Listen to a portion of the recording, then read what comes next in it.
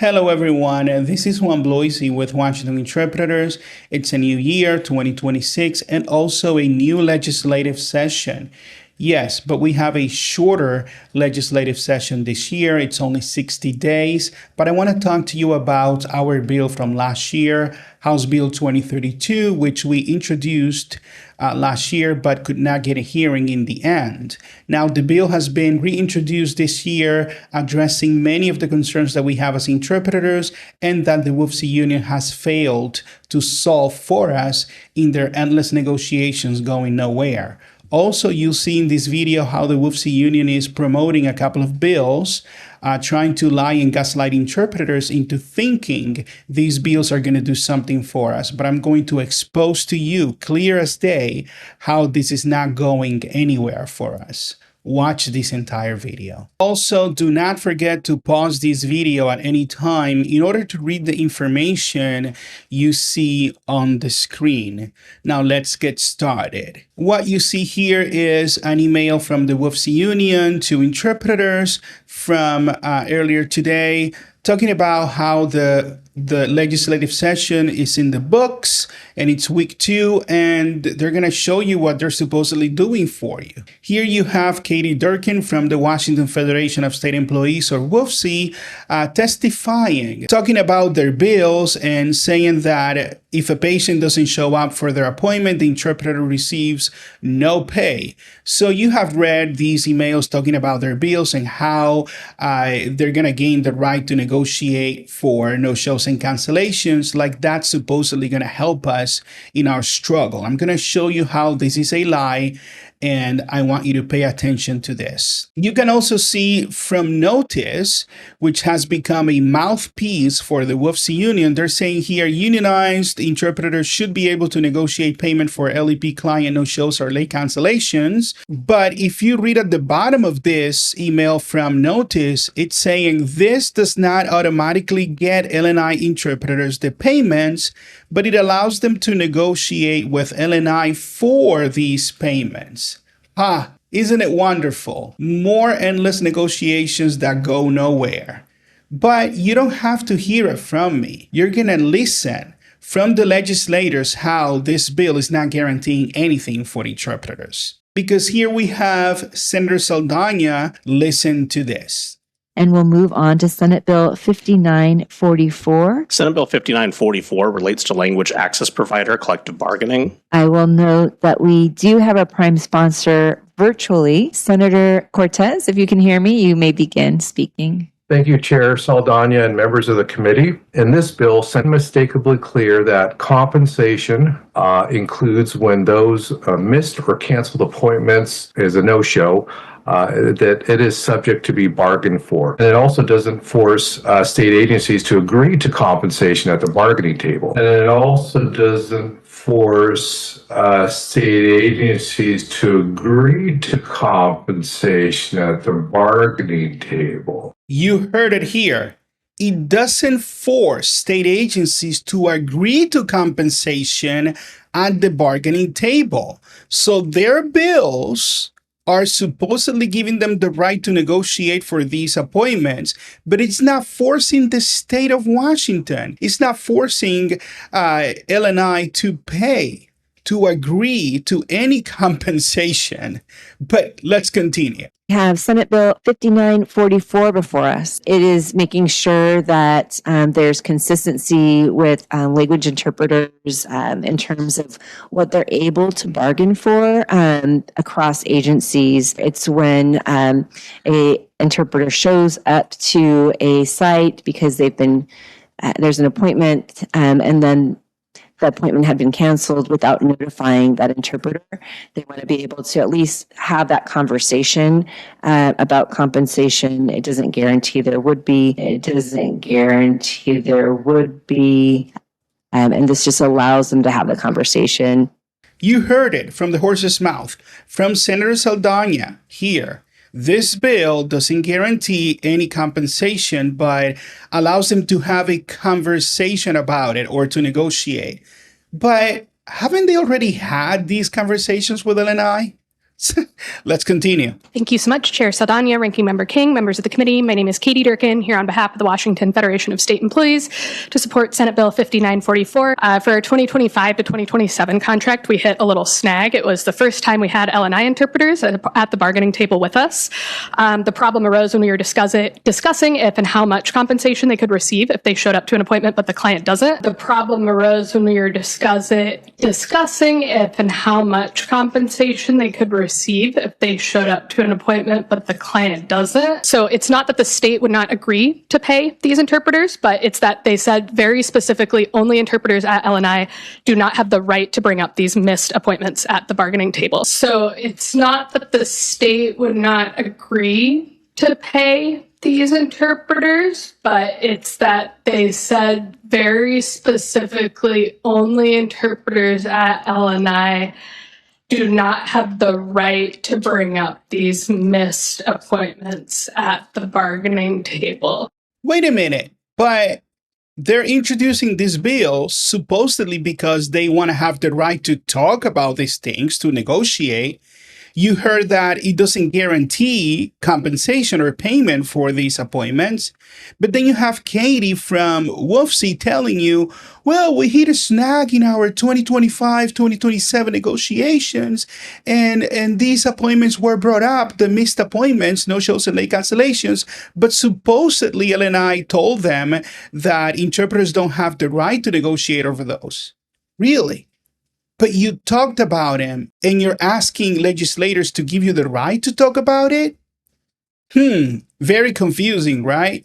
Well, let me show you what really happened. As you see on the screen right here, this image is showing you the negotiating L&I contract from the WFSE Union for 2025-2027 contract.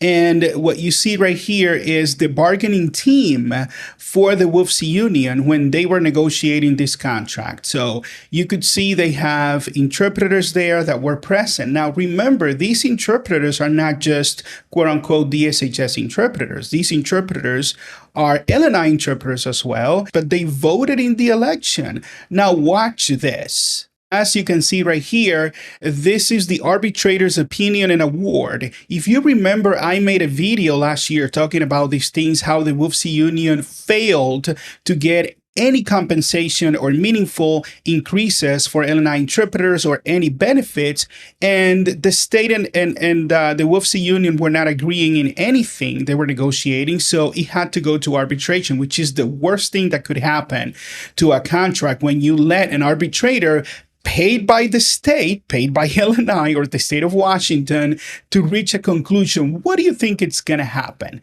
But look at this. What do you see right here? Discussion of section 6.5. And what do you know? No shows and cancellations. But you don't have to read the whole thing. Look at the underlying text here. It says the L&I representatives share that 10.5% of LAP monthly requests are canceled or involve no shows. Cancellations and no-shows place a tremendous financial burden on LAPs. Magda Enriquez from the WFSE Union, also an interpreter, can spend 12 hours overtime to be paid for only 2 hours of work. But wait a minute, didn't you just hear Katie Durkin saying that they hit a snag, but they were not allowed to talk about these appointments? Well, they negotiated these appointments, as you can see right here, because they're fighting for the right to talk about these things when they have been talking about these things already. Look at this. What do you see right here? This is the same decision. Discussion of section 6.10, labor and industries, economic compensation. And look at this here. It says the arbitrator agrees with the state's interpretation of Revised Code of Washington that L&I, LAPs, or interpreters are prohibited from being paid for missed appointments. As you can see right here, there is nowhere in this decision is L&I or the state saying that interpreters don't have the right to talk about missed appointments. or late cancellations. They talked about it as I just showed you. But the state said, well, the reason is we cannot pay you because we have a law, the Revised Code of Washington, that prohibits interpreters from being paid for these appointments. You see how the lie is exposed? It's all a dog and pony show for these people. They want to go to the legislature. Oh, we can talk about these things. They already talked about these things. But they want to cover their failures because in reality, they want to keep on negotiating forever, capitulating to the state to show you the need for a union. So you keep on paying union dues. Because if L&I cannot pay interpreters because of a law, what do you have to do? Ta-da! Change the law. It's not rocket science, is it?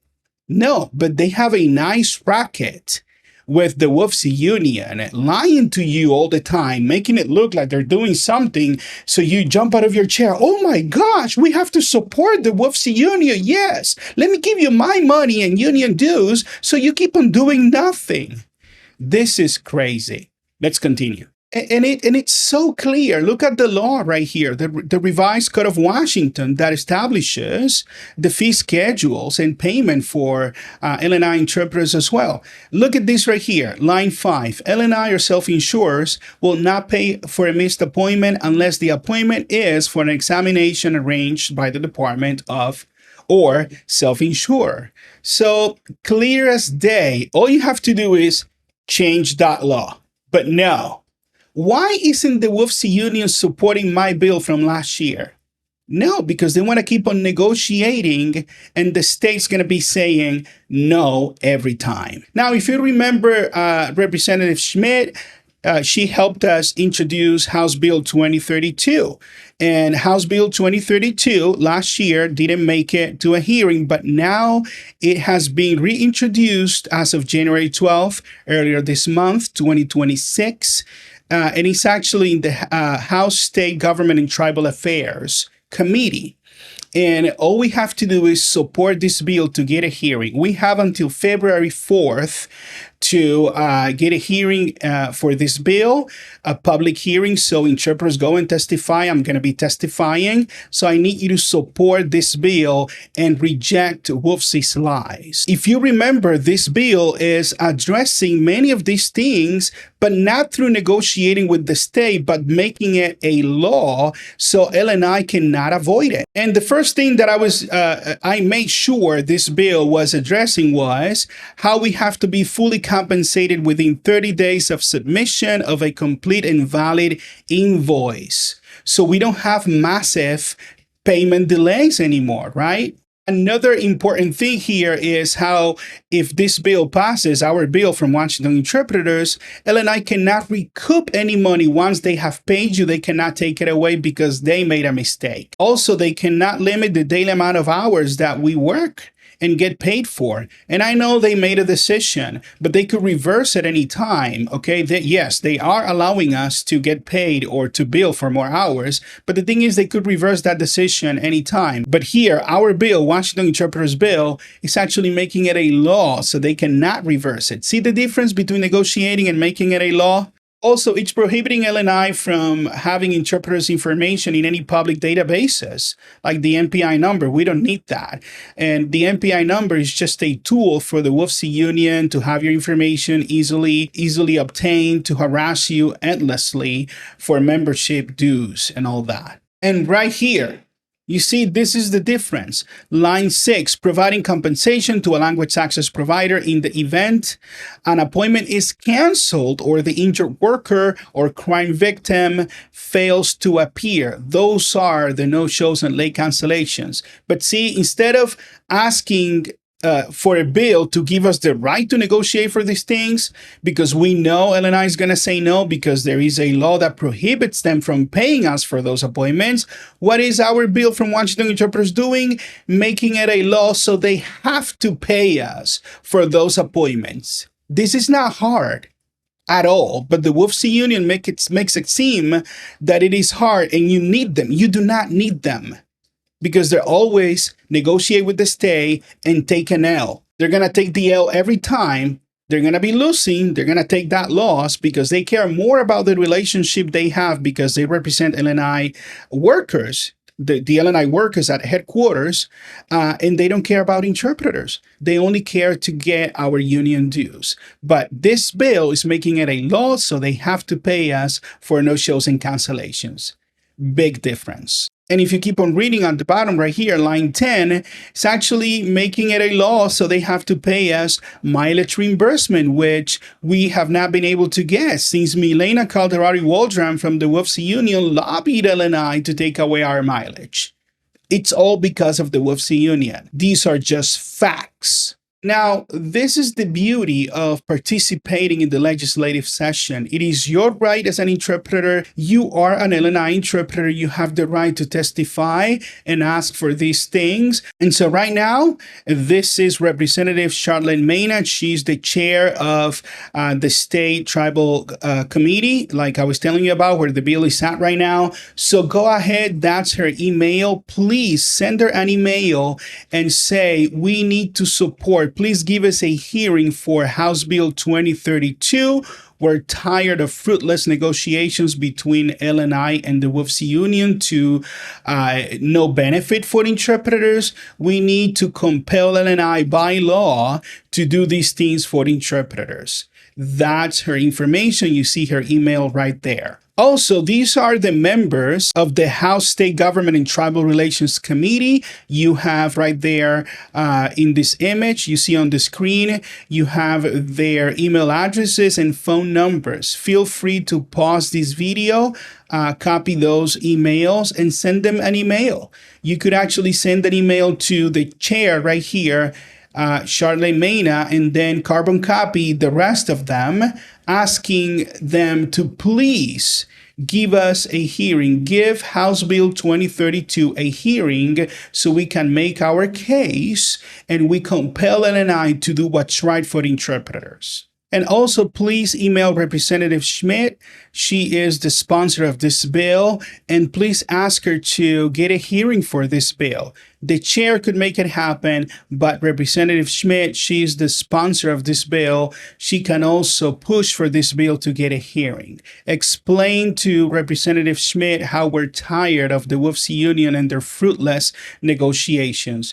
Do it today because we only have until February 4th, as I said earlier in this video. And at this point, this is the end of the video. We have been telling you we have to get rid of this horrible union, but in the meantime, at this point, you just have to. You must opt out of the WFSE Union if you're a member.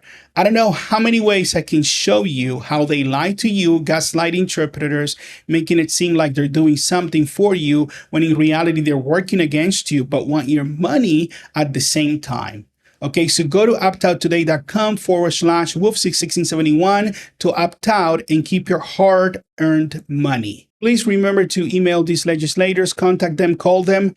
Okay, just go ahead and do it today, every day, anytime you have a chance. We have a limited window to make this happen, to have a public hearing, to have a chance of passing this bill. Don't listen to the Washington Federation of State Employees. They're haters. They're going to tell you this is not going to work. This is not going to go anywhere. But in reality, last year, they were the ones blocking our bill from being heard, from getting a hearing. It doesn't matter what they say. See what they do, how they act. Buy their fruits. You see their fruits. What is that they've done for you? Nothing. Thank you. I'll see you in the next video. God bless.